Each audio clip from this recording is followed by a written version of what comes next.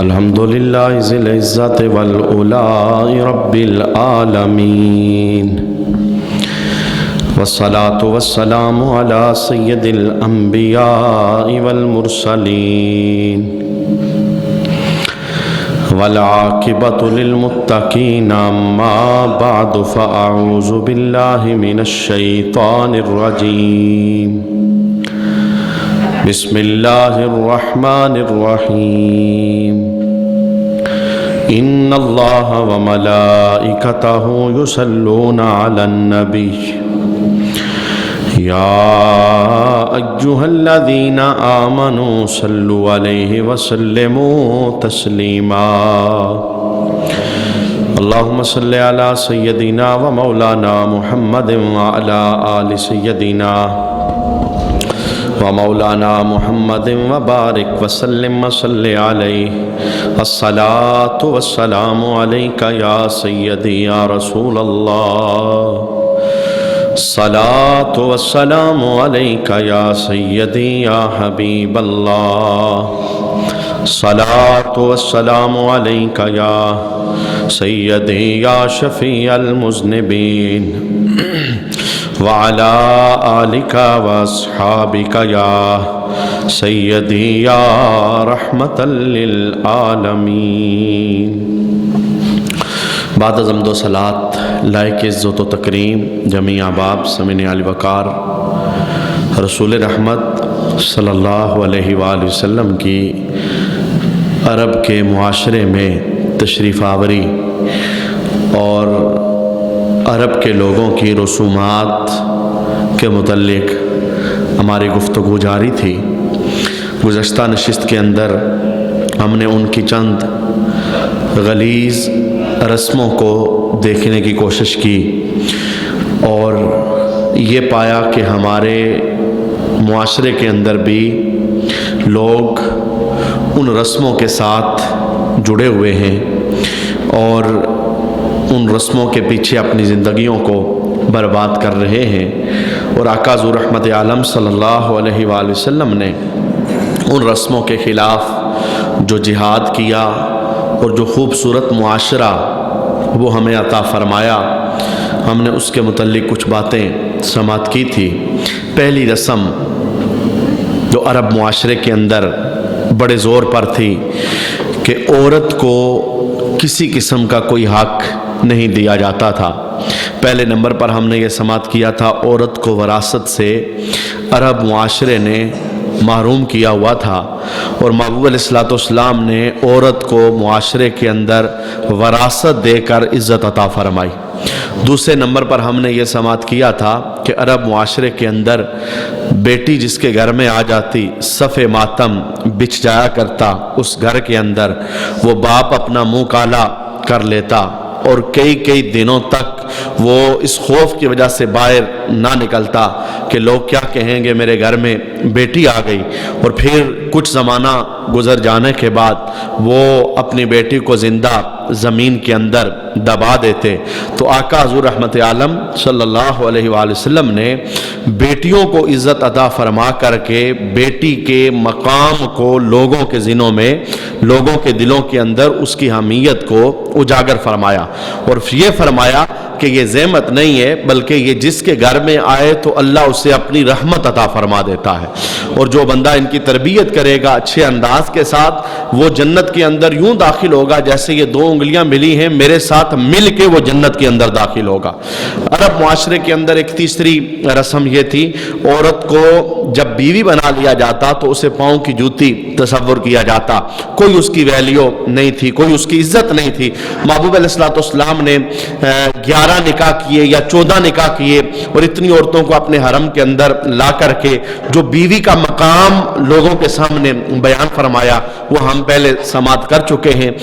چوتھی ایک رسم عرب معاشرے کے اندر یہ تھی کہ جس وقت ان کی کوئی فوتگی ہو جاتی، کوئی بندہ مر جاتا، تو وہ ایک سال تک سوگ منایا کرتے تھے اس بندے کے جانے کے بعد، اور ایک سال تک لوگ تعزیت کے لیے آتے رہتے، تو ہم نے یہ بھی سماعت کیا کہ محبوب علیہ الصلوۃ والسلام نے اس کے برعکس ہمیں نظام عطا فرمایا، مرنے والا اس کا مالک اللہ تھا۔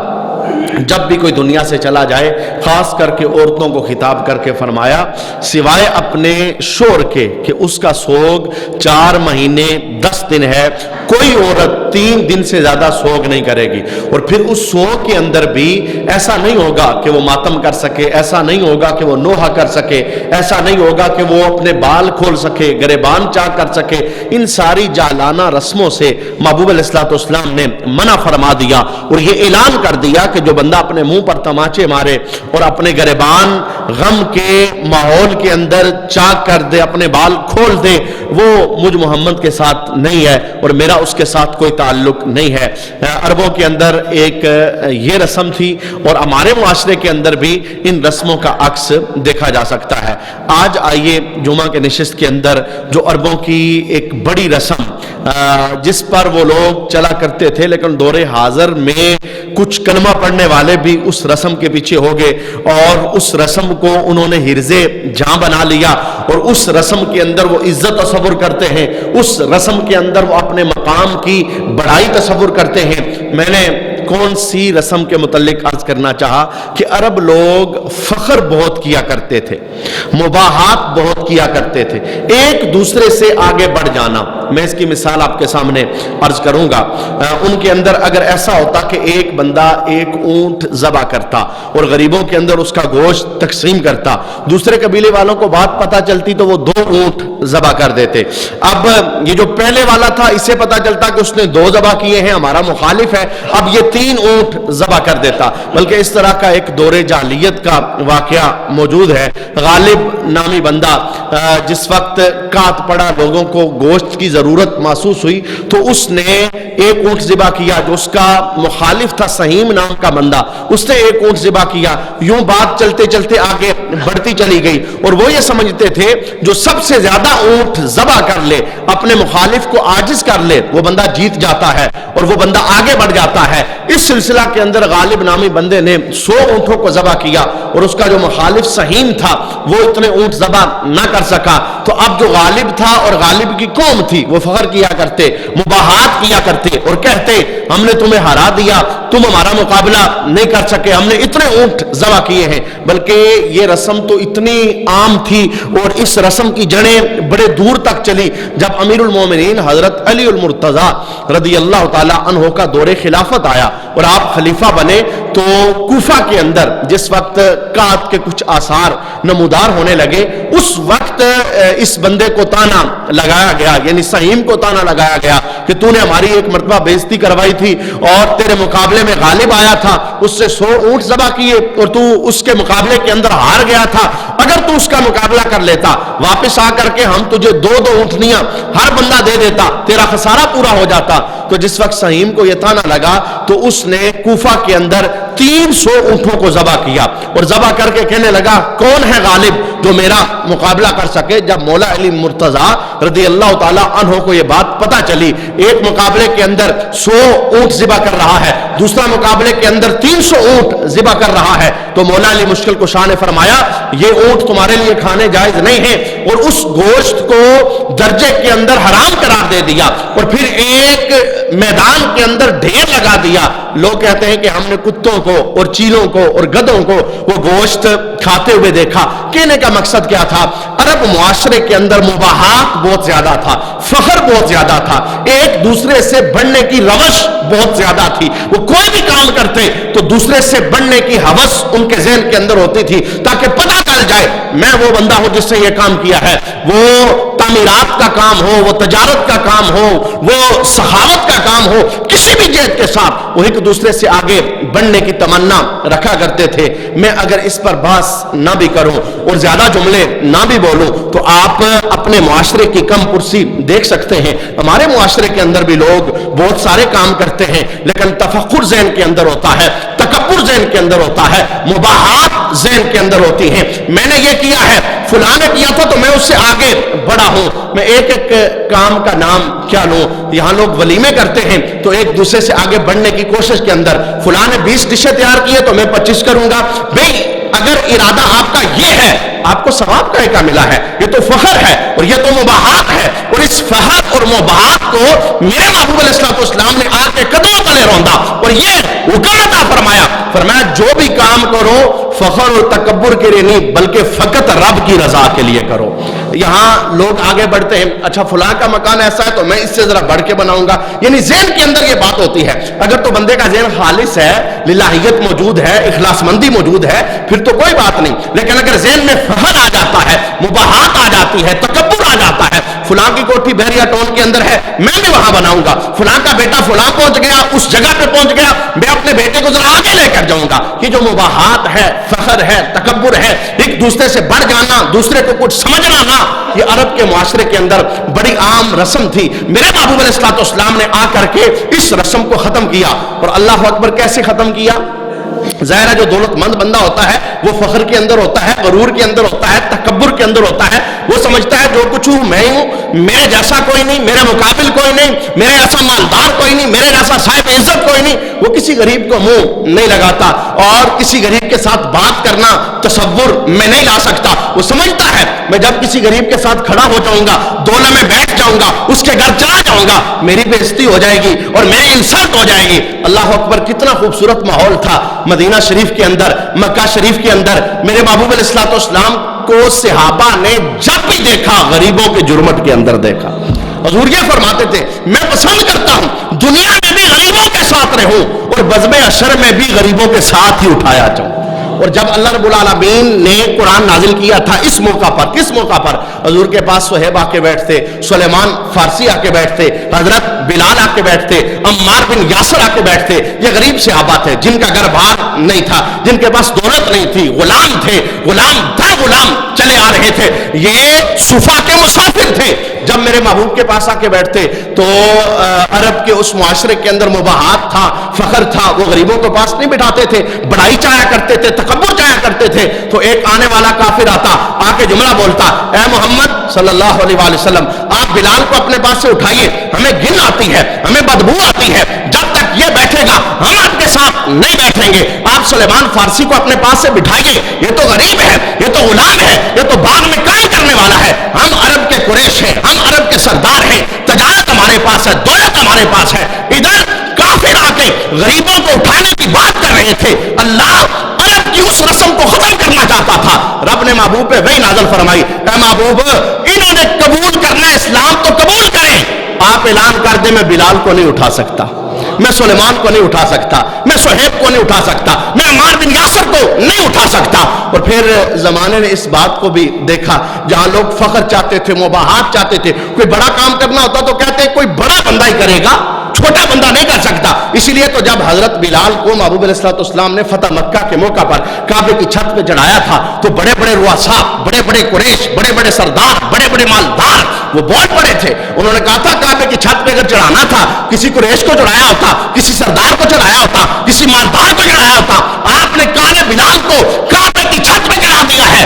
رب کائنات نے کہا محبوب نے بتائیے منہ بند کر لو، یہ تم اس کا رنگ دیکھتے ہو، ہم اس کا دل دیکھتے ہیں، ہاں یہ ہمارے نزدیک عزت والا ہے، یہ ہمارے نزدیک محترم ہے۔ تو عرب معاشرے کے اندر مباحات تھا، فخر تھا، تکبر تھا، بڑائی تھی۔ اور میں عرض کرنا چاہوں گا تکبر اور بڑائی یہ صرف اللہ کی ذات کے لیے روا ہے، جس کا نام بندہ ہے اسے تکبر زیب نہیں دیتا۔ کبھی وہ مال کی وجہ سے تکبر میں آ جائے، کبھی وہ حسن کی وجہ سے تکبر میں آ جائے، کبھی وہ علم کی وجہ سے تکبر میں آ جائے، کبھی وہ کسی منصب کی وجہ سے تکبر میں آ جائے۔ وجہ کیا ہے؟ دنیا کے اندر رہتے ہوئے جس کے پاس جو کچھ ہے یہ اسے رب نے عطا فرمایا ہے۔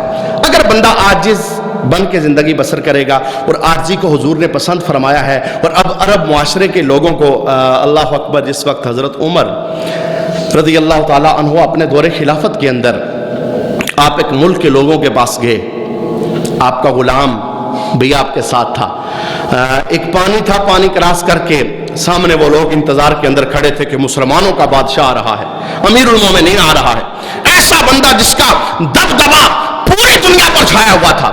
ان کے ذہنوں کے اندر ہیبت تھی، خوف تھا، کون ہے یہ؟ جس وقت آپ وہ پانی کراس کرنے لگے تو آپ نے جوتے اٹھائے اور اٹھا کر کے آپ نے اپنی بغل میں ڈال لیے اور جوتے بغل میں ڈال کر کے آپ آگے بڑھنے لگے تو جو ساتھ تھا آپ کے بندہ اس نے تانا لگایا.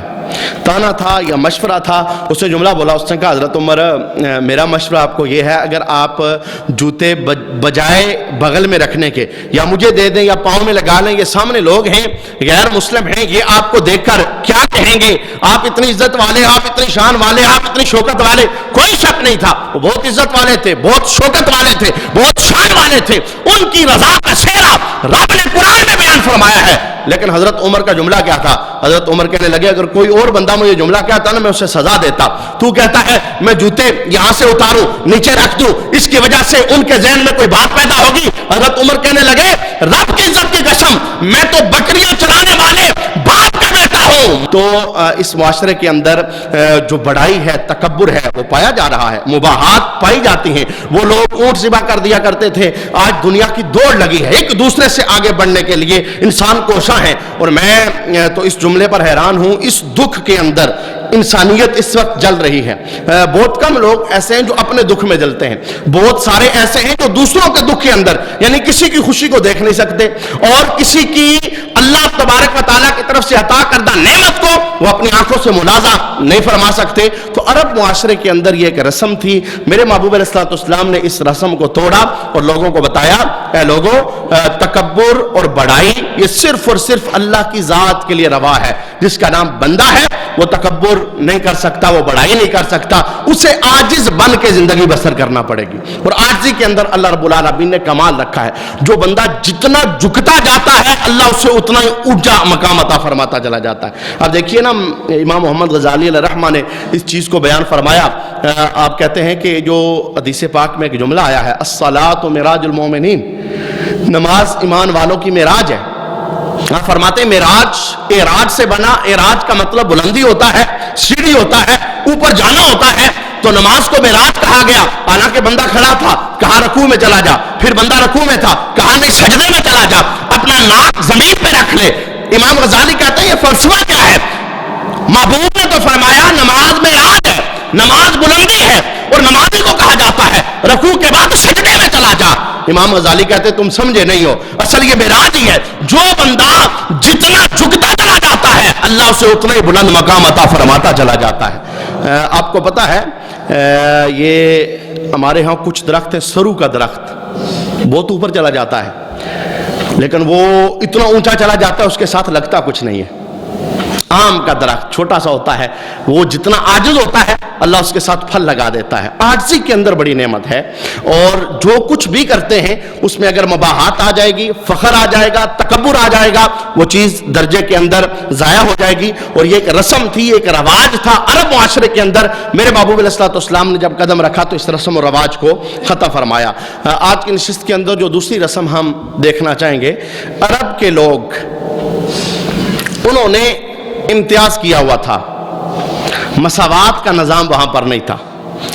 امتیاز یوں تھا جب کوئی بڑا کام کرتا اسے چھوڑ دیتے, جب کوئی چھوٹا برائی کا کام کرتا اسے پکڑ لیتے, غلطی بڑے سے ہو جاتی وہ بے باک ہوتا, کچھ نہ کرتا اسے چھوڑ دیا جاتا, اس کے بڑا ہونے کی وجہ سے اسے کنسیشن ملتی, اور جب کوئی غریب غلطی کر لیتا اسے پکڑ ہو جاتی, اسے سزا دے دی جاتی. اس کے خلاف میرے محبوب نے جہاد کیا تھا, دھکیلتا ہوا چلا جا رہا ہے. حضور نے اپنے دور کے اندر کیا فرمایا تھا؟ جب حضور رحمت عالم صلی اللہ علیہ وآلہ وسلم کے پاس کچھ لوگ آئے, ایک عورت جو رئیسوں کی عورت تھی, مالداروں کی عورت تھی, اس سے چوری ہو گئی. چونکہ حکم شریعت یہ تھا چور کا ہاتھ کاٹ دیا جائے, سرکار علیہ الصلوۃ والسلام نے حکم جاری کر دیا اس کا ہاتھ کاٹ دو.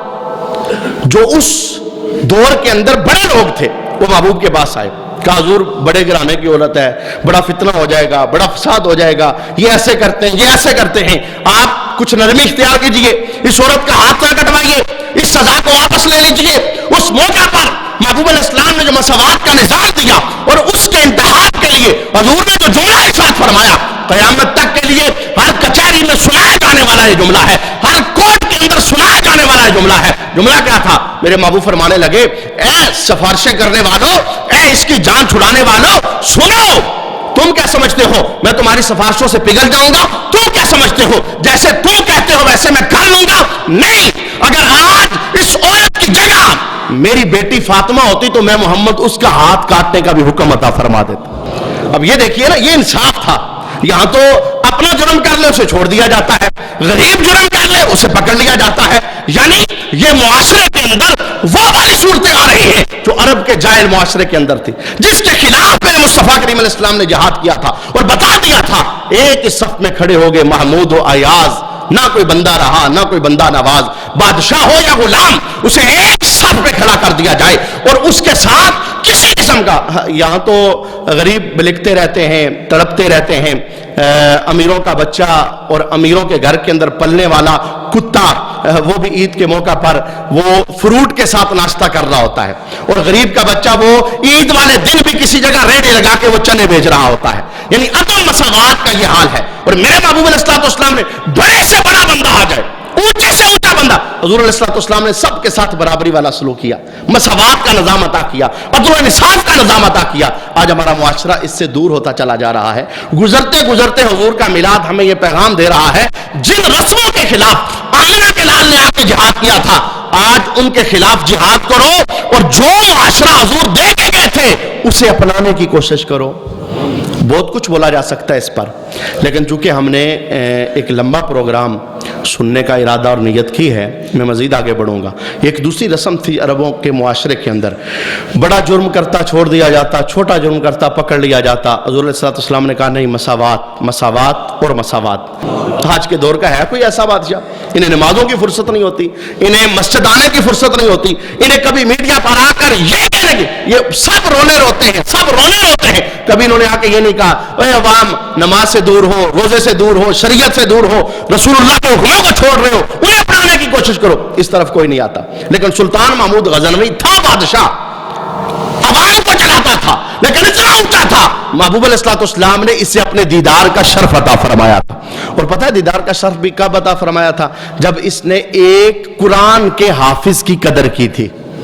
جب یہ اپنی بزم سے نکلا تھا، امور وزارت سنبھال کر کے باہر نکلا، تو اس نے دیکھا کہ ایک بچہ ہے، جدھر جدھر اس کی لائٹ جا رہی ہے اس لائٹ کے اندر بچہ کچھ پڑھ رہا ہے. جس وقت یہ اپنی رہائش پر پہنچا تو اس بچے نے رونا شروع کر دیا. یہ رکا، رک کے پوچھا بچہ بیٹا رونے کی کیا ضرورت ہے، کیوں رو رہا ہے؟ اس نے کہا رو اس لیے رہا ہوں کہ میں غریب باپ کا بیٹا ہوں اور اتنا غریب ہوں کہ میرے گھر کے اندر دیا جلانے کے لیے تیل بھی نہیں ہے، اور میں قرآن حفظ کر رہا ہوں اور استاد نے مجھے سبق دیا ہے، اور جو سبق دیا تھا میں نے یاد کرنا تھا، اور مجھے پتا تھا بادشاہ گزرے گا، روشنی ساتھ آئے گی، میں اس روشنی میں سبق یاد کروں گا. سبق میرا مکمل نہیں ہوا، آپ اپنی رہائش پر جا رہے ہیں. بادشاہ نے کہا تو رو نہ، میں اپنے غلام کو کہتا ہوں وہ لائٹ لے کے کھڑا رہے گا جب تک تجھے سبق یاد نہیں ہوتا.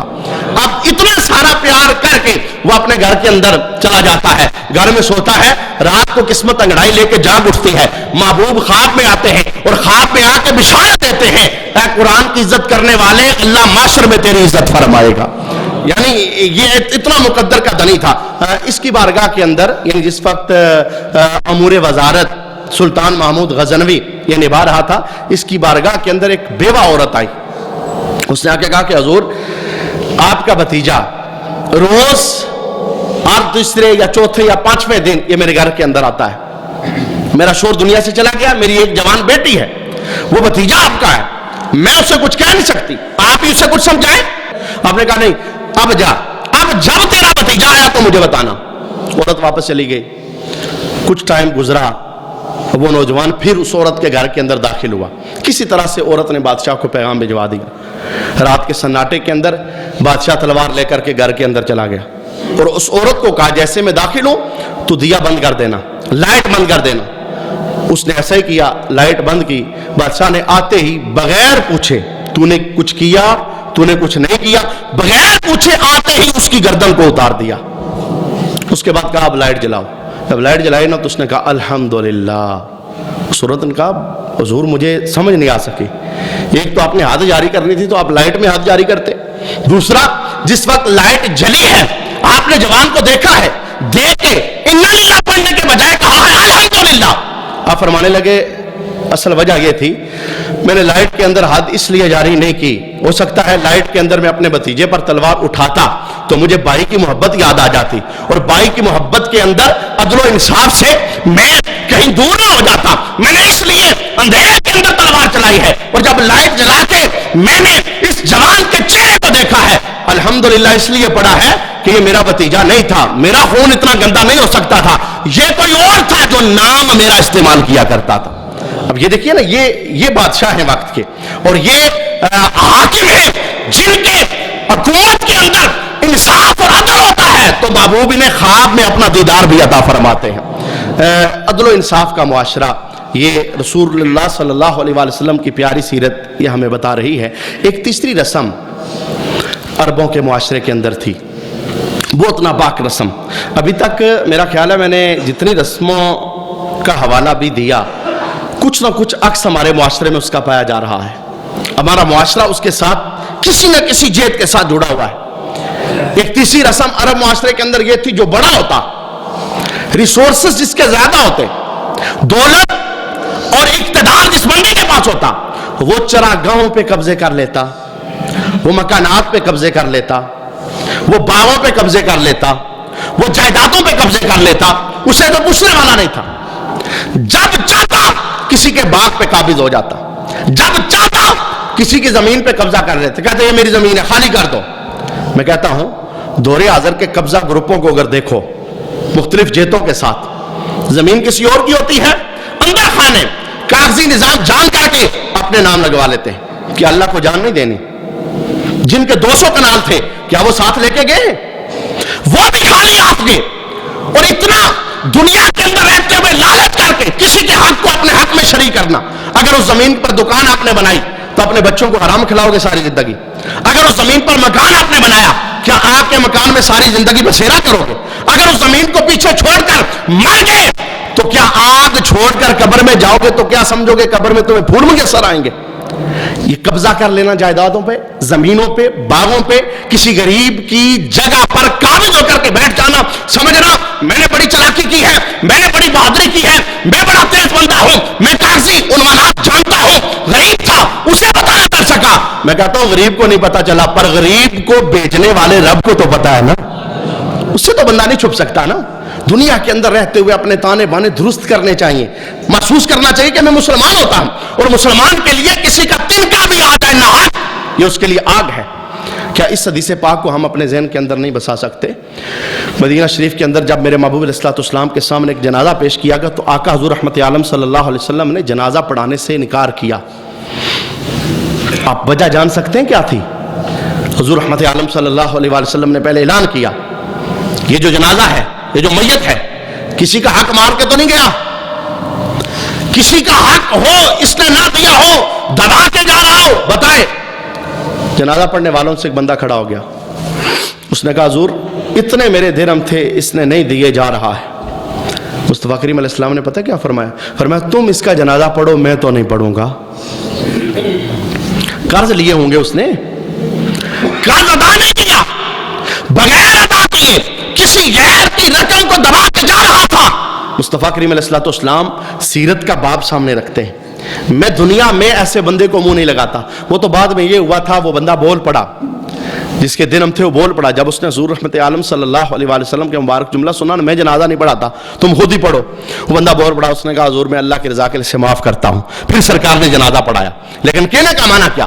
جو کسی کے کچھ درہم دبا کے جائے، محبوب دنیا میں اسے منہ نہیں لگائے، تو کیا حشر میں حضور کی چھتری کے نیچے وہ آ سکتا ہے؟ جس نے لاکھوں کا گھپلہ کیا ہوا ہو، جس نے جائیدادوں پہ قبضہ کیا ہو، جو بہنوں کی جائیداد کھانے والا ہو، جو بیٹیوں کا حق کھانے والا ہو۔ یہاں عرب کے معاشرے کی بہت ساری صورتیں آپ کو دکھتی نظر آئیں گی۔ کوئی بھائی ہے وہ بہنوں کی دکانوں پہ قبضہ کیے ہوئے ہے، بہنوں کی جائیدادوں پہ قبضہ کیے ہوئے ہے، بہنوں کے بینک بیلنس پہ قبضہ کیے ہوئے ہے، اور کہتا کیا ہے میں نے اپنی بہنوں کو وہ داج نہیں دیا تھا۔ تجھے کس نے کہا تھا داج دینے کا؟ جو حق رب نے کہا وہ تو دے نہیں رہا، اور جو حق معاشرے نے اپنے پاس سے بنایا ہے وہ دے کے تو چھٹی لے رہا ہے۔ قبر کے اندر حساب دینا پڑے گا، بزم حشر کے اندر اللہ کے دربار کے اندر پیش ہو کر کے یہ پرسش ہوگی، بتانا پڑے گا کیا کمایا تھا۔ جو قیامت کے 5 سوال ہیں جن کے متعلق میرے محبوب الاسلام نے فرمایا تھا اس وقت تک بندہ بزم حشر سے ایک قدم بھی اٹھا نہیں سکے گا جب تک ان 5 سوالوں کے جواب نہ دے لے۔ ان میں سے ایک سوال یہ تھا، مال کہاں سے کمایا اور کہاں پر لگایا؟ پوچھا جائے گا 50 کنال زمین تھی، کہاں سے لائے؟ کیسے آئی تیرے پاس زمین؟ خریدی تھی؟ ہاں کنال کی تھی؟ باپ کی طرف سے ورثے میں آئی تھی؟